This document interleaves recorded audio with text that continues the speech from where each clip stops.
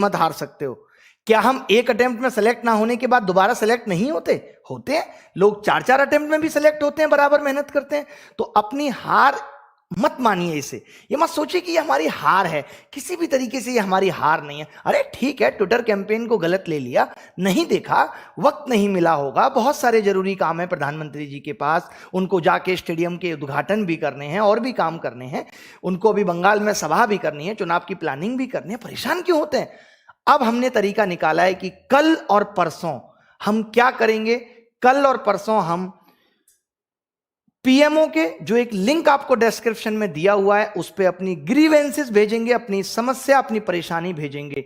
हम जानते हैं कि हम ये बतवाना चाहते हैं सरकार को कि हम वाकई में रोजगार चाहते हैं, हम वही लोग हैं जो रोजगार चाहते हैं। हमें किसी ने कहा नहीं है कि हम रोजगार मांगो और हम सरकार से रोजगार मांग रहे हैं। हम परेशान होने के बाद, मैं आपको अभी बताऊंगा सारी बातें, एक एक चीज में लेके आया हूं, पढ़ के सुनाऊंगा कि कहां ये दिक्कतें हैं और किस तरीके की दिक्कतें हैं, सब कुछ ब्यौरा सुबह से इसी एनालिसिस में लगा था कि कहां कहां कमियां हैं। लाखों मेल मेरे पास बच्चों के हैं।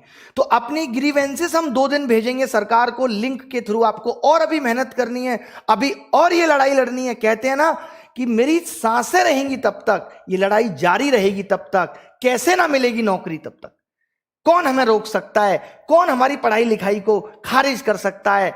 हम पढ़े लिखे हैं तो हम पकौड़ा तलेंगे। कमाल की बात है साहब, बहुत अच्छा आप कह रहे हैं हमें। चलिए मैं आपको बताता हूं एक एक करके, आप समझ गए कि अभी हम 2 दिन अब क्या करने वाले हैं। हमारी बड़ी प्लानिंग क्या है? हमारी बड़ी प्लानिंग कि पीएमओ ग्रीवेंसेस जो है उस पे जाके, सरकार ने हमें वो खुद अधिकार दे रखा है कि आप अपनी जाके वहां समस्या बता सकते हैं। हम सब अपना दुख दर्द वहां लिखेंगे, हमारी ईमेल आईडी की जरूरत वहां पड़ेगी, वो सब मैं जानता हूं कि इस देश का पढ़ा लिखा युवा कर सकता है। ठीक है, उसके बाद जब ये 2 दिन हो जाएगा तो 1 मार्च के सुबह हम फिर एक ट्विटर कैंपेन करेंगे और मैं समझता हूं कि अब सरकार को जवाब देना पड़ेगा। तो प्लीज हिम्मत मत हारिए, टूटिए मत। मैं कहता हूं कि यहां खुदा मिल जाता है, कौन कहता है कि उसका पता ही नहीं, ढूंढने की हद तक कोई गया ही नहीं। हम इसको हार मान ही नहीं रहे। हम तो मान रहे हैं हमारी सरकार इतनी ज्यादा बिजी है कि उसको युवाओं पे ध्यान देने के लिए वो प्रायोरिटी पे नहीं है, इसीलिए अभी नहीं देख पाई। कोई बात नहीं, दूसरे तीसरे नंबर पे होंगे तब देख लेंगे। मैं आपको दिखाता हूं कि मैं लेके आया हूं बच्चों के ईमेल। बच्चे बोल रहे हैं कि बिहार में स्वास्थ्य मंत्री ने कहा था कि 12,000 से अधिक पद डॉक्टर और स्वास्थ्य कर्मियों की भर्ती पर क्या हाल है। आज करीब 3/4 पद आज भी खाली हैं। क्या यह एक प्रदेश के राजा की अपनी युवाओं के प्रति जवाबदेही नहीं है? 2 लाख शिक्षकों के पद, 50,000 पुलिस कर्मियों, करीब 66% जूनियर इंजीनियरों के पद खाली हैं। अब आप बताइए कि क्या युवा नीतीश कुमार से नहीं पूछेगा कि 15 साल में क्या काम हुआ? बताइए। यही हाल राजस्थान का है कि कितनी भर्तियां निकली, कुछ की परीक्षाएं हुई, लेकिन आज ज्यादातर परीक्षाएं आज भी हाई कोर्ट में लंबित है। हाई कोर्ट से परिणाम निकलता है, सुप्रीम कोर्ट में फंस जाता है। विद्यार्थी परेशान हो चुका है इन सभी घोटालों, धांधली और लेट लतीफी से। आप बताइए, आपने देखा होगा कि राजस्थान में नर्स लोग सरकार के खिलाफ आंदोलन कर रही हैं। 2012 का मामला है वो।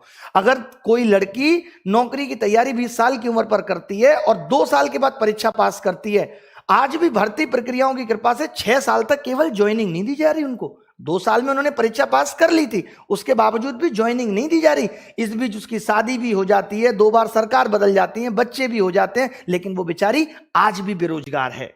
यही हाल हजार लाखों मेहनती विद्यार्थियों का है। और कब तक एक पिता अपने बच्चों को इस इंतजार में देखे? हर माँ बाप ये सोचता है कि मेरा बच्चा जल्दी से पढ़ लिख के जाए। आप बताइए, आप जिस घर में भी हैं, जितने भी लोग देख रहे हैं, चाहे वो सरकार के चाहने वाले या नहीं है, क्या आपके घर में आपके माँ बाप ये नहीं सोचते कि आपको नौकरी लग जाए? बताओ, फिर आप क्यों सरकार से शिकायत नहीं कर सकते? क्या सरकार से शिकायत करना गुनाह है? क्या हम हक की लड़ाई नहीं लड़ सकते? आज आपने देखा होगा कि जो लोग अपनी आवाज उठा रहे हैं, इलाहाबाद में, एमपी में, जेल भेज दिया जा रहा है उन लोगों को। मतलब आज अपने हक मांगना भी गुनाह हो गया इस सरकार के अंदर। देश में इतने शिक्षकों की कमी है कि एक शिक्षक 4 शिक्षकों का कार्यभार संभाल रहा है। उत्तर प्रदेश में शिक्षकों की भर्ती निकली तो जरूर 2 साल पहले, परिणाम भी आ चुका है, लेकिन अभी तक ज्वाइनिंग नहीं हुई। मध्य प्रदेश में भी यही हाल है कि ग्रामीण कृषि विस्तार अधिकारी की भर्ती 6 साल बाद आई है। बच्चों ने यह तक बताया कि 1992 के बाद पहली बार इतनी संख्या में भर्ती आई और 6 साल बाद भी उसमें फर्जीवाड़ा, घोटाला और धांधली की वजह से मध्य प्रदेश का युवा सड़कों पर उतर आया है। और मामा कहलाने वाले चौहान साहब जी को ये बातें नहीं दिख रही कि 2017 से पुलिस सब इंस्पेक्टर के 25,000 पद रिक्त हैं।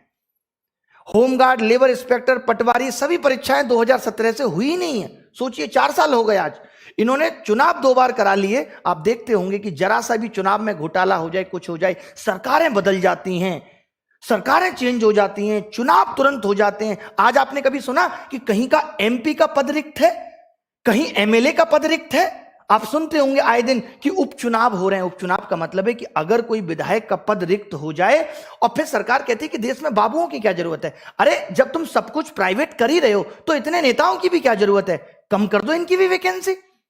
ये भी क्या काम कर रहे हैं, इनकी भी सैलरियां आधी कर दो। इनकी तो आप सैलरियां भी बढ़ाए जा रहे हो, पेंशन अलग से दिए जा रहे हो, इनके भत्ते अलग से बढ़ाए जा रहे हो, फोन से लेकर के इंटरनेट अलाउंसेस तक इन लोगों को मिल रहे हैं। और फिर मोदी जी कहते हैं कि हमें बिजनेस नहीं करना, हम लोगों से कराएंगे। तो फिर इतनी बड़ी सरकार रखने की जरूरत क्या है? वो लोग क्या काम कर रहे हैं? अगर आज एक एमपी, चाहे वो अपोजिशन का हो चाहे किसी भी पार्टी का, अगर हम लोगों की, युवाओं की आवाज संसद में नहीं उठा सकता, क्या मायने हैं उसके?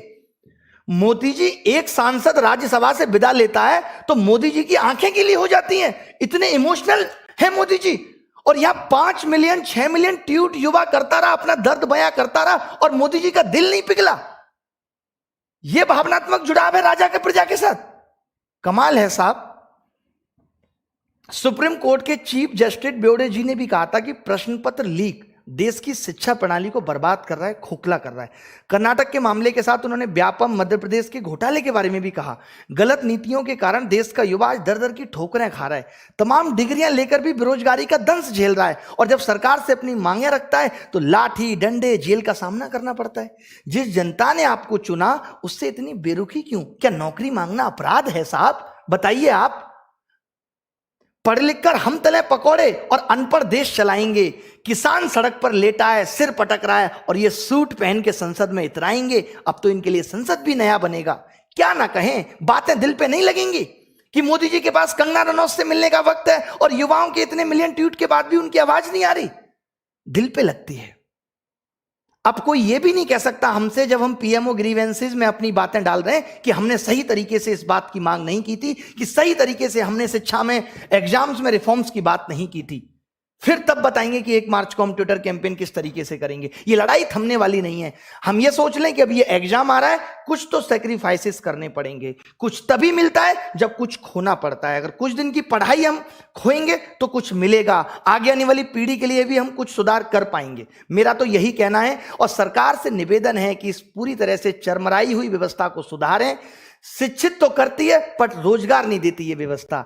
एक घर को एक लड़का लड़की संभाल सकते हैं पर उनके पास रोजगार